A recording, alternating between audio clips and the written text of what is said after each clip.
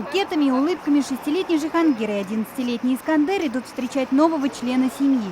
Мальчишки родились с разницей в 5 лет, но в один день, 10 июня. У нас обычно 2 торта, и мы в день рождения там, играем, веселимся.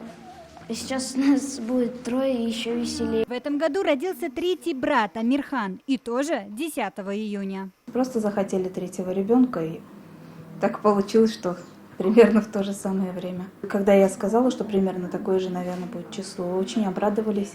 Родители не ювелиры, но папа работает с алмазами в Якутии. На встречу не успел, чтобы сказать жене спасибо, позвонил.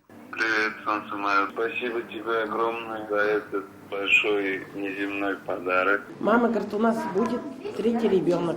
Но этот ребенок тоже УЗИ. Сказали врачи, что 10 июня. Я тогда, Зулам, это неправда сказала. Мы не поверили все равно, что чуть раньше, чуть позже, может, будет. Не поверили и в акушерском отделении университетской клиники. Роды прошли в штатном режиме. О магии чисел узнали только в день выписки. На практике нашего отделения, у нас уже вековая традиция, вековая история нашего отделения. Такой случай впервые. За 4-м пока не собираются. В этот раз ждали девочку, но мальчишки тоже рады. Тем более теперь, 10 июня, будет целых 3 торта. Лилия Кашварова, Ринат Сафин, ТНВ, Казань.